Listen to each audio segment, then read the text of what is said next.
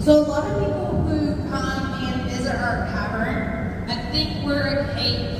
That is actually incorrect. We are not a cave. We are defined as a cavern. We are very closely related to caves, but there's a couple of reasons why we're not defined as a cave and we're defined as a cavern.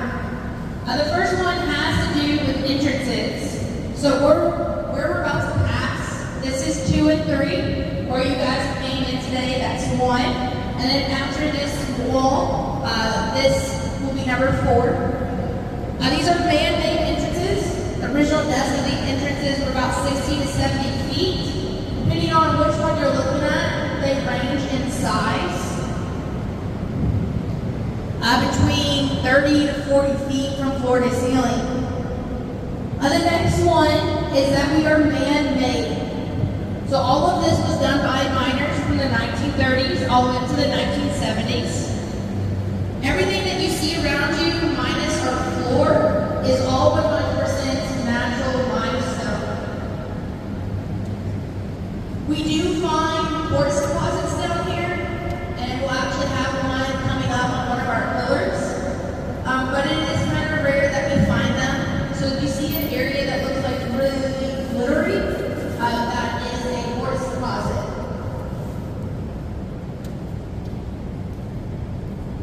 And then the biggest one that we have down here is that we do not have an ecosystem. So we don't have anything that lives down here.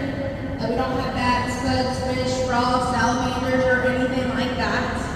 It takes roughly a couple million years for an ecosystem to develop into a cave. So there is a small chance that we could have an ecosystem develop, but since we are man-made, we will always be defined as a cavern. We're less than 100 years old.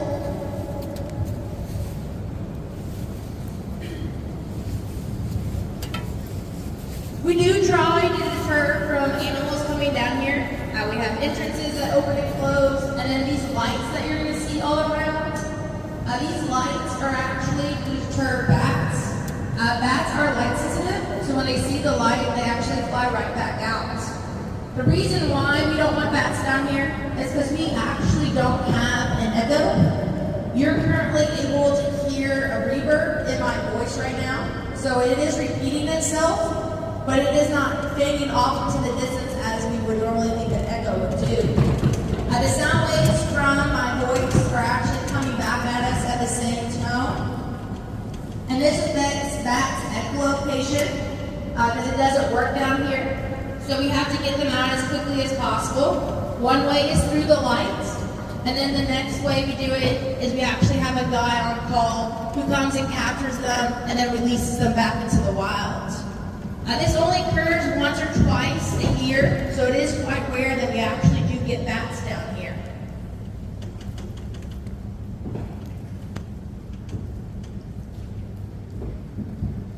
So we're going to make a quick pit stop. This video is going to be of our owner. His name is Jim. He bought this place from the city in the late 80s for $2 million. We like to joke that he bought it on clearance because it originally was up for auction for about $20 million. He's going to talk to you about what we do now, and then I'll go into a little bit more detail, and then we'll move out from this area.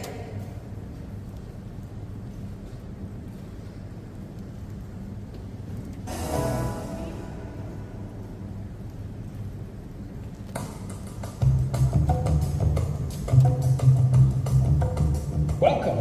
My name is Jim Lowry. I'm the owner and the founder of the Louisville Mega Cavern and the Louisville Underground. We're glad you're here today. I think it's fair to say that the word that would best describe the underground the first day that I saw it is the word raw. There was very little electricity in the underground at that time.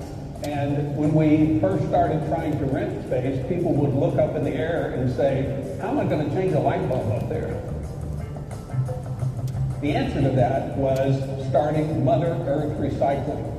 We brought in over a 23-year period 960,000 truckloads of dirt, rock, brick, asphalt, and concrete to raise the floor by 60 feet from the bottom of the cavern to what a typical warehouse level would be, and create the floors that we are standing on today.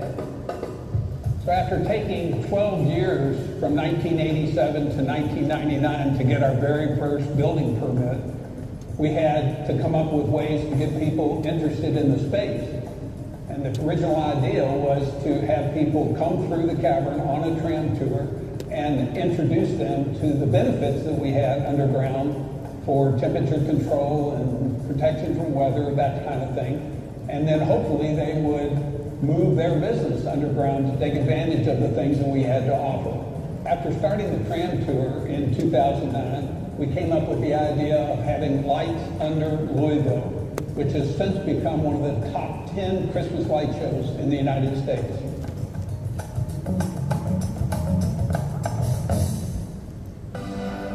So after having a successful tram tour and Lights Under Louisville, while on vacation, my wife told me one day, we're going ziplining. I said, what's a zipline? I'd never heard of it before. But after having a really great day of fun with my children and my wife, up 70 feet in the air in a bunch of trees, I thought to myself, we could do this underground with no problem at all. So when I got back to Louisville, I called my partner and I said, Tom, let's start a zipline course underground. He said, Jim, I've known you for 30 years. That's the dumbest idea you've ever had. So I dropped it. But 6 months later, he went on a zipline course in Costa Rica. And he came back and he said, that idea that you had, it's fabulous. We're going to do it. So just within a few months, Mega Zips was born, which is the only underground zipline course on planet Earth. One of the things that I truly enjoy is the fact that when people come to the cavern, they have lots of fun.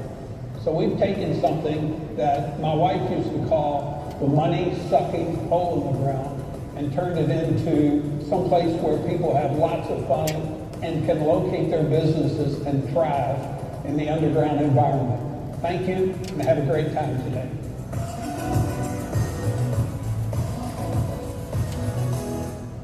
So when he bought this place, it was still at the original depths. So we ranged from about 100 feet from floor to ceiling to about 120.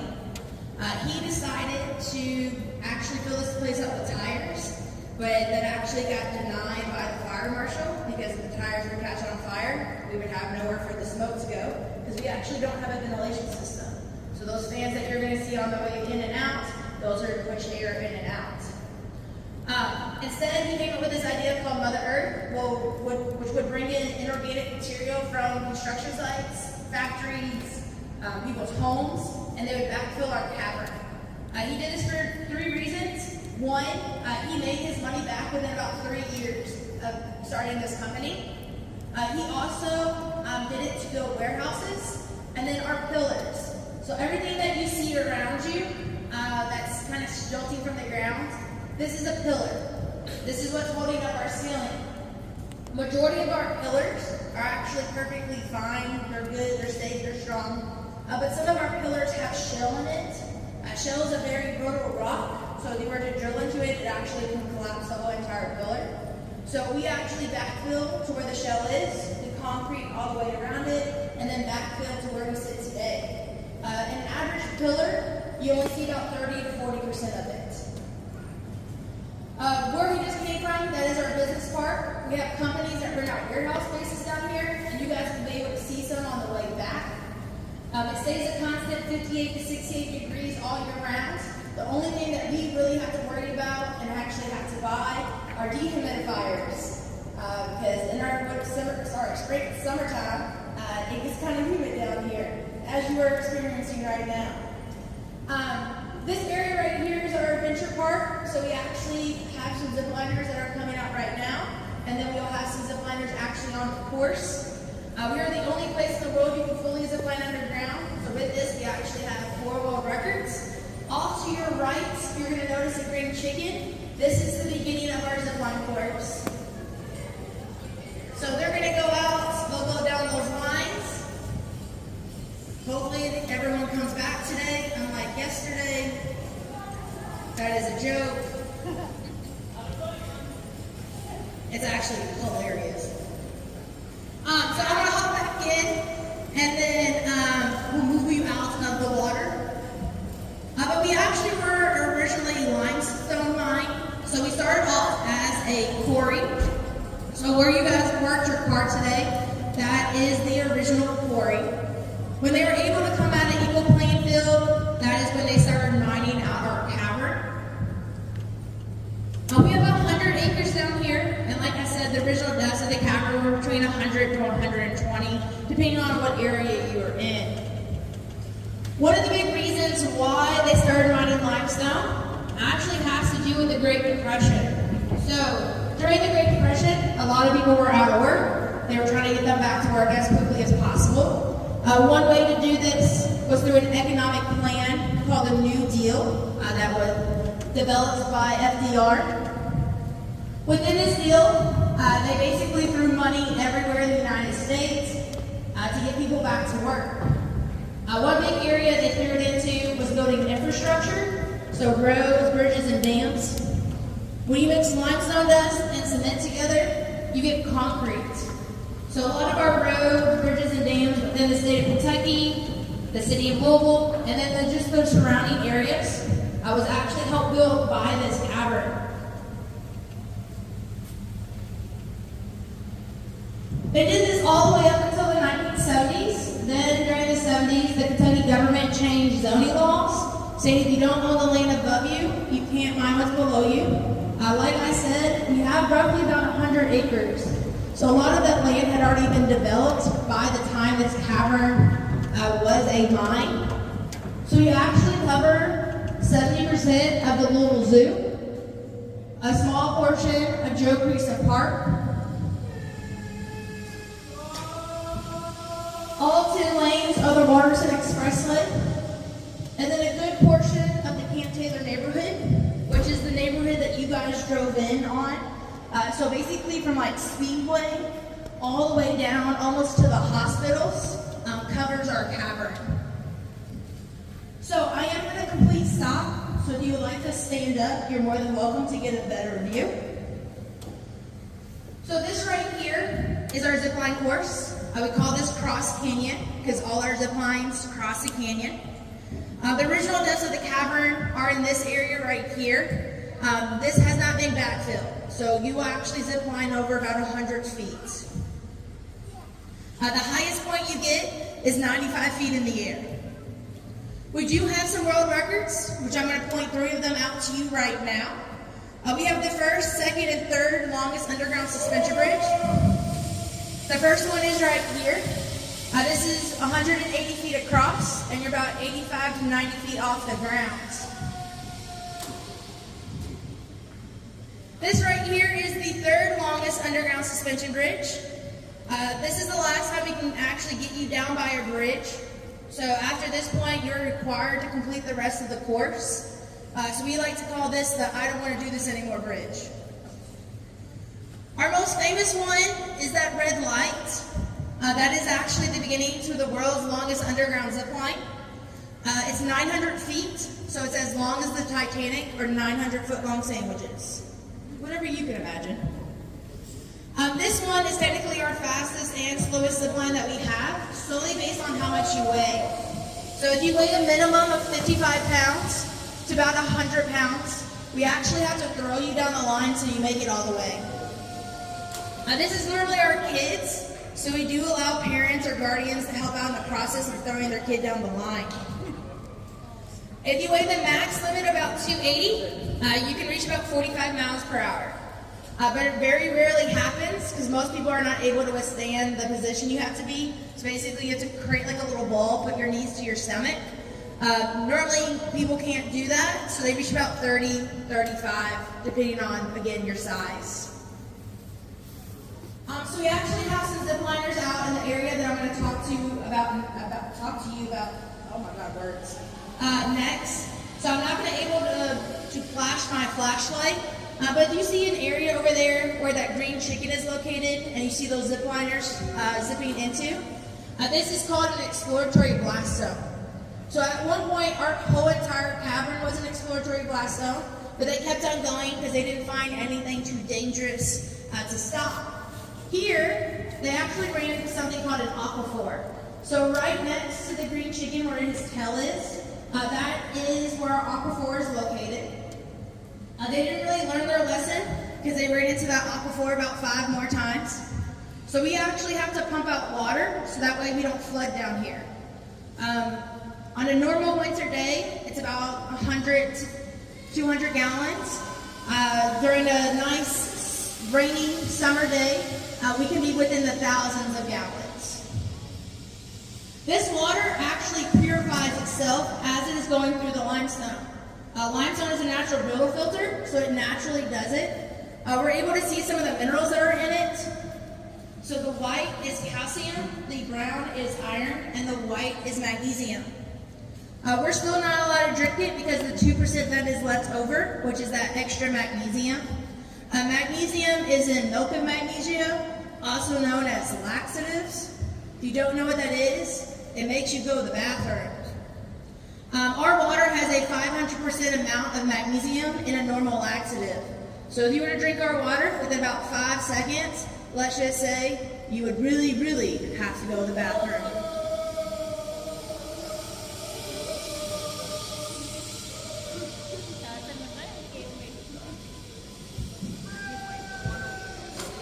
So I'm going to hop back into the truck and we're going to talk about how limestone is created. But if you would like to know more information about the zip lines, just find me afterwards or visit inside our visitor center and they'll be able to help you out. So I am going to start moving, so if you are standing, I'm going to have you take a seat for me, please. You're going to notice it is kind of hazy out here today. Like I told you, we have clouds that form. So currently right now, you're seeing clouds. So we're actually the only place on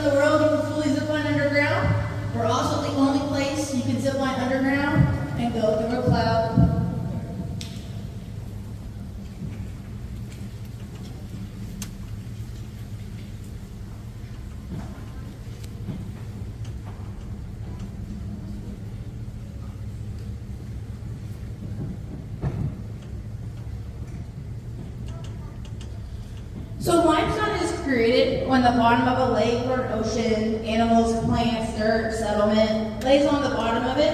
It happens over and over and over again. Eventually it will harden and it pressurizes and it turns into the limestone that you see here. Kentucky, Ohio, Indiana, Illinois, and Tennessee were actually prehistoric lake. So what that means for our limestone and all the limestone within the state of Kentucky, it means it's actually older than the dinosaurs.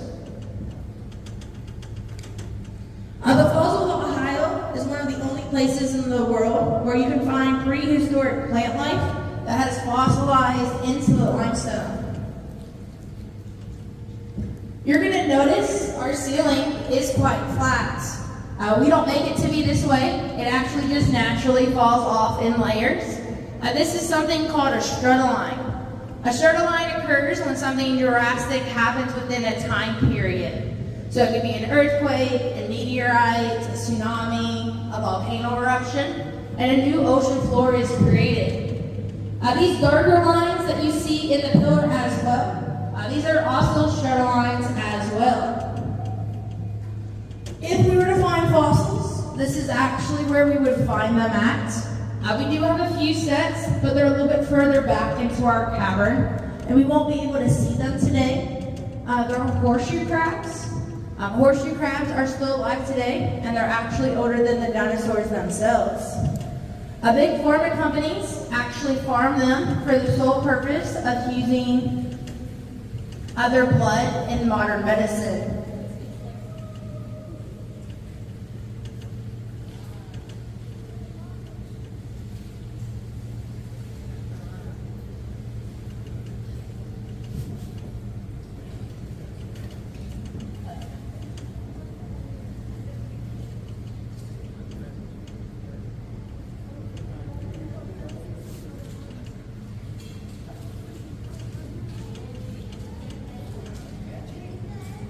So that light tunnel that we just passed through is part of our Christmas light show. We have a Christmas light show between November through January where we have over 60 million points of light, a whole other bunch of displays. You actually go further back into our cavern. You're able to drive your own car through, or you can buy a ticket and I or one of my other co-workers will drive you through on our tram. It is one of the most popular things to do within the city during Christmas. So we recommend that you come as early as possible. If you come on a Friday, Saturday, and Sunday, there is a small chance that you're going to wait in a line up to 4 hours. This year we actually had a lady that waited up to 8 hours. But all to your right, as I'm making this turn, you're going to notice a platform that is changing colors. This is the end to our 900-foot long zip line. That is connected to our second world's longest underground suspension bridge, which is 90 feet. It goes up a very steep incline, about 45 degrees angles, and you hit the highest point on our zip line, which is 95 feet in the air.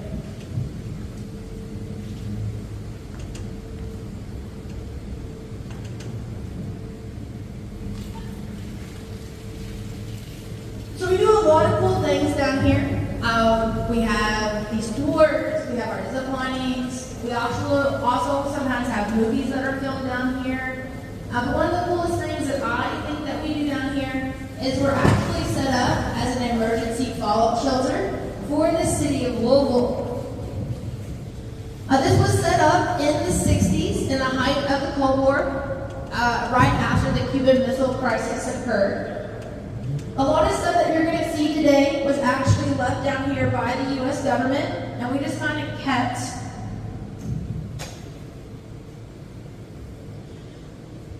If we had to use this as a fallout shelter, about 78,000 people would come down here. 20,000 would have been soldiers from Fort Knox. This is what they represent right here. This EMS vehicle that you see was actually left down here by the U.S. government. They would have about 7 or 8 of these throughout the whole entire cavern. It would be filled with medicine and supplies, anything that lived down here for those 3 weeks. This one did see action in Vietnam. There's actually bullet holes in the windshield. This guy right here is actually dressed in a radiation suit. So our entrances would be closed with wooden planks, cement, and lead. And the U.S. Army would actually go out 3 times a day to make sure no radiation was seeping through. So they would go out with a Geiger counter. If everything was good, they'll come back. If not, they would seal that hole. Everyone else would have been important people around the city of Louisville. So 90% of the list would include men. Only the top 10 percentile of that list would be allowed to bring their wives or kids, but they would be subcategories of their husbands or fathers. You would live down here, like I said, for about 3 weeks. Everything that you do is going to be in this cavern. So you eat, sleep, drink, play card games, look at our ceiling. Is going to be within this cavern. You're going to receive rations. So the first thing you're actually going to receive is MREs. These MREs would actually date back to about World War II. You're also going to receive dried fruits, Spam, canned vegetables, and you're also going to receive worms, ants, and cockroaches because they're extremely high in protein. They would be freeze-dried, but you would be expected to eat them because, like I said, they're extremely high in protein, and your protein intake is going to be very limited. You're also going to receive a container for your water, and I have an actual container, and at the end of this lovely spiel, I'll come around so you guys can see it a little bit better. When that happens, you're going to notice there's going to be 2 lines on that container. The first line is going to say water. It's going to be pre-filled to this water line. And the second line is going to say sanitation. So once you're done emptying the water, you're going to fill that container back up because it is now your toilet. They're actually going to cut a hole in the lid, stick it somewhere in the cavern, let you use it. They're going to seal it back up once it's full, stick it near the entrances of our cavern, and let it sit there until it's time to leave. We never had to use this place, which is very important. We're still technically considered a fallout shelter, so we could have the U.S. government kick us out in a matter of minutes. No, I do not know if they keep supplies down here, and yes, when we get really bored, we do try to go find them. But with that, we actually don't know a lot of names who are on this list, because it's technically still ongoing.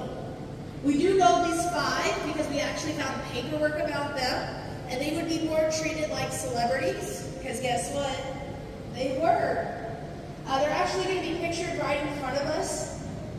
So we'll start from the left all the way to the right. So the first person is Muhammad Ali. He was born and raised here in Louisville. If you don't know who that is, he's considered one of the greatest heavyweight boxers to ever live. He lived in Louisville in about his adult life. He's also buried here if you'd like to visit his gravesite. He was in a small disagreement with the U.S. government at this time, but he actually remained on the list because of how important he was to the city of Louisville. The next person is Eileen Dunn. She's actually the only woman that would be included on the list by herself. She was not a subcategory of her husband or anything like that. She's an Oscar award-winning actress, so the best comparison I can give to you today in modern society would be like Jennifer Lawrence. The next person is Governor Burt. He approved this as a fallout shelter. His name was actually the 3rd name on the list. The second name would be the president. And the first name actually paid money to be on the list. He paid roughly about $2 million. He only paid for himself and did not pay for his wife. This is the founder of KFC, Kentucky Fried Chicken, Colonel Sanders. He is a real person. If you would like to visit him, he's also buried in Cave Hill Cemetery on the opposite side of Muhammad Ali. Some fun facts about him is he's originally from Indiana. He moved to Kentucky in his late 20s, founded a gas station in Corbin, Kentucky. The gas station wasn't working too well, and he actually started making fried chicken, and that's how KFC was formed. This gas station, or KFC, is actually still open today. You can visit it. It's about 2 hours south of here. He also has a restaurant about 30 minutes away from here called Claudia Sanders. If you would like to try the closest to the true 12 herbs and spices, I highly recommend. A lot of people like to just eat KFC because you're in Kentucky. Please don't do that. It's not very good. But if you would like to try like the closest to the original recipe, Claudia Sanders is where you're going to find it. And he actually never served in the military. So he's something called a Kentucky Colonel. That's an honor given to someone that has helped the state of Kentucky in some form or fashion. The best way to describe it to people would be like getting knighted by King Charles. So I'm going to come around with two items. The first item is going to be that water container that would also become your toilet. And then the second item is going to be a survival rations. Technically, they're still edible. They're good for about 100 years. We will not be trying them because they taste like wet paint. But kind of as you can see, things that were down here, if they plan to be as if you have any questions, please don't hesitate to ask. More than happy to answer.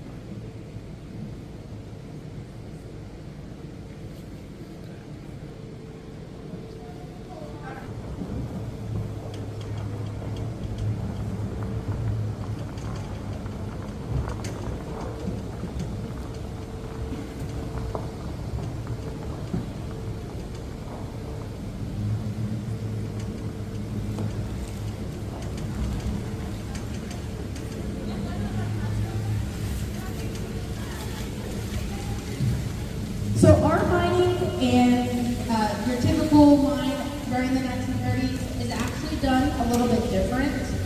We do something called room and pillar mining. So what you see, and I've kind of already talked about this a little bit, everything's sticking from the ground and is connected to our ceiling. This is a pillar. This is what's holding up our ceiling.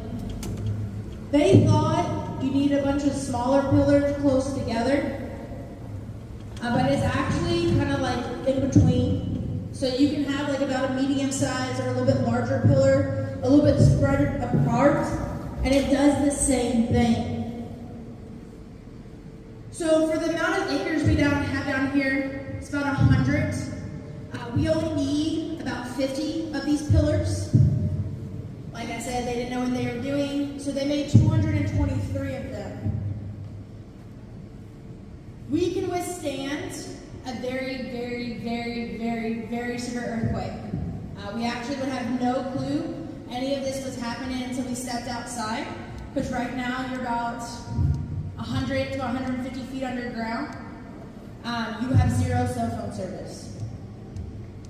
We also have Wi-Fi down here. So this right here is going to be our example. So what they would do is they would actually find a slab of limestone like you see here. They're going to drill on the sides, across the top, and then directly down the middle. Each hole is going to be about 15 to 20 feet deep. They're going to have about 5 to 6 sticks of dynamite in each of the holes. So unlike what you see on the screen, it actually would not be set up like this. It would be set up within the holes itself. And the dynamite would be taken from end to end, and they would insert blasting caps on the top. Then they, like I said, insert the dynamites within those holes. They're going to go really far back, because flying limestone is no joke. And what they're going to do is they're going to connect it to something called a plunger. So if you've seen any old cartoons based in the 90s, you know what a plunger looks like. But this right here is actually a plunger that dates back to 1940. It is an original plunger they would use down here. So this is where the loud noise is going to come in. I promise you it's not super loud, but it is a little bit. You ready to go? Fire in the hole!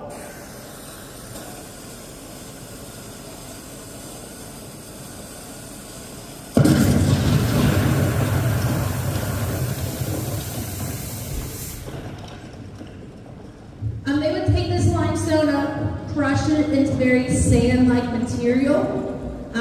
They would actually do that in our parking lot.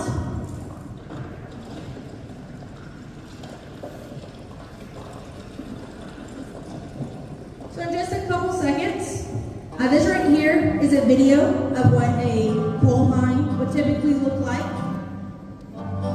In about 2 seconds from now, this is what our parking lot looks like.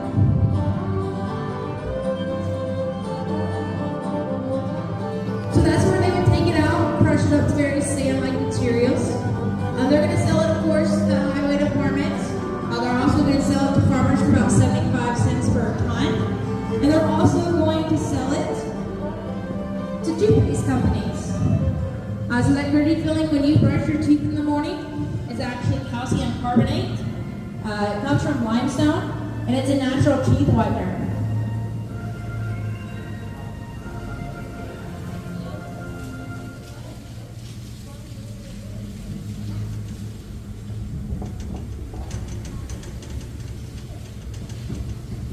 So there are 2 industries in the state of Kentucky that has to do with limestone. And the first one we're going to talk about is bourbon. So 95% of all bourbon is made in the state of Kentucky. The other 5% we just call trash. It used to be that bourbon can only be made in the state of Kentucky, but that was changed in 1962 when Congress changed the copyright laws, saying as long as it's made in the United States, it follows the rules that it's supposed to, therefore it can have its name. But many people believe to make a true bourbon, the water must be actually filtered through Kentucky limestone. That is because the water taste at the end of the filtration will actually have a more mineral taste to it. The barrels you see are actually from a local distillery, so in many ways, they still smell like bourbon. They can only be used once, they must be caught on fire on the inside, and they must be made out of 100% white oak. Once a distillery gets done using the barrels, they do a couple things with them. They either sell it to us, like museums, things like that. They sell them to people to make arts and crafts with them. They can also sell them to other distilleries to use. Or they will actually just tear them up and use it as firewood. The longer it sits in that barrel, the bourbon, the more expensive it's going to be, because now the majority of the bourbon has soaked into the barrel itself, and you're not going to get as many bottles out of it.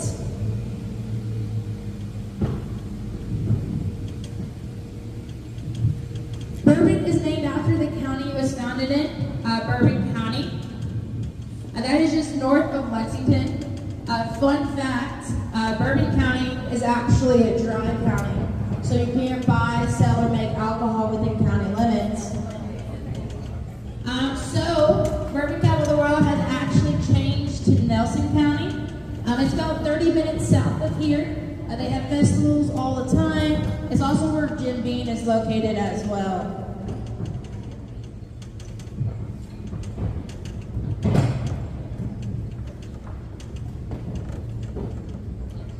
So our next big industry has to do with horse racing. So we're known as the horse capital of the world, mainly when it comes to thoroughbreds. One of the big reasons why horse racing is so important here, it has to do with these white dots that you're going to see on our ceiling. So this is calcium. This calcium has a chemical reaction with our grass and causes it to turn a tint of blue. This is how we get our nickname, the bluegrass state. Horses eat this grass, they gain the extra calcium, they go big and strong, and they win Kentucky Derbies. More horses from the state of Kentucky have won the Derby than any other place in the world. The next 2 closest places are actually Florida and California. Churchill Downs, I believe, is closed for the season, but they have a museum on property called the Kentucky Derby Museum. If you would like to know more about horse racing, I highly recommend it. It is a very, very good museum.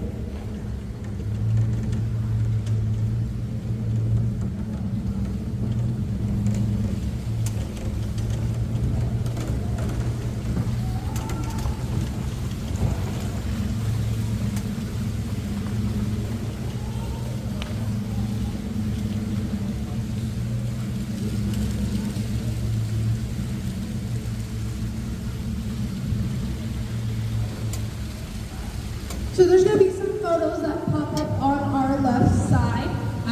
photos that we took when we originally bought the property. You're going to notice some figures that kind of look like bathroom figures. These represent men or women that stands roughly about 6 feet tall. So it kind of gives you an idea how big this space was. The very far left photo, that is where the gym video is located. So we actually drive through this area, but we're about 60 feet off the original depths of the cavern. The second photo, that is the University of Louisville. They wanted to come out and survey the land. That car that you see in the photo is actually still down here, and we're about to drive on top of it in just a few minutes. It got stuck down here. The owner called a tow truck driver. The tow truck driver just laughed in the owner's face and said, you know what, I don't even know if I can get out of there.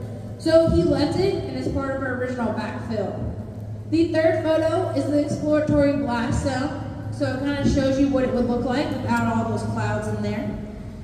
The second to last photo is a pillar. So that darker area that you see within the pillar, especially near the middle, that is the shell that I was talking about, and one of the big reasons why we had a backfill. And then the last photo just kind of gives you another idea. That's actually one of the farther back areas within our cavern. So you can see how big the whole area was.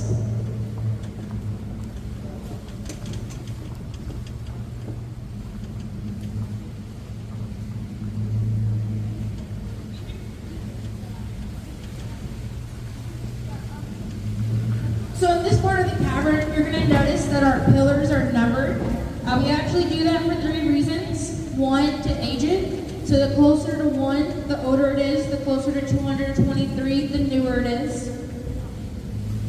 2, for direction purposes. So we actually store the cities and states emergency road salt.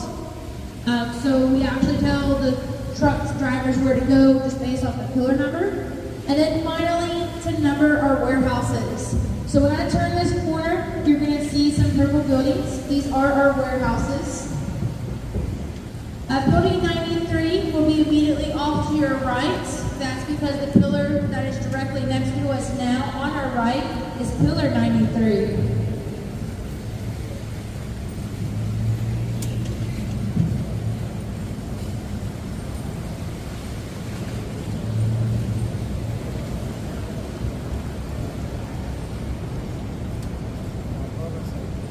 So this is part of the tour where we like to teach you how to properly say our city's name. So we're actually named after Louis XVI, the King of France during the American Revolution. We didn't become a part of America until about 1778 when a guy named George Arthur Clark beat the British and took over this area. The way that we pronounce our name is not Louisville, it's not Louisville, it's Louisville. The best way we describe it to people is act like you've got a bunch of mashed potatoes in your mouth and swallow it halfway through.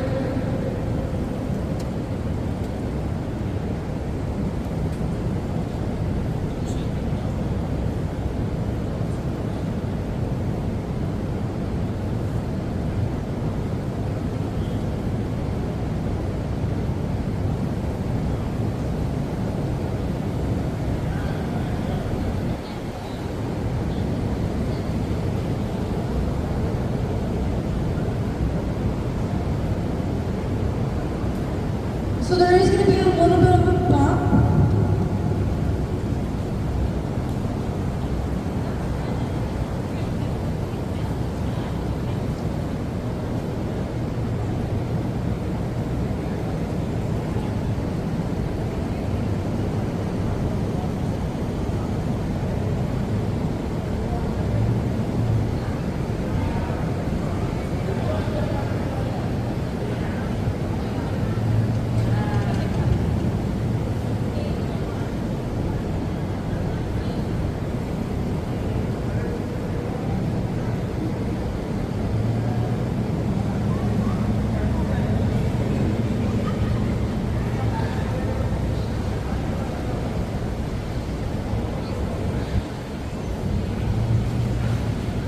So our tour is coming to an end.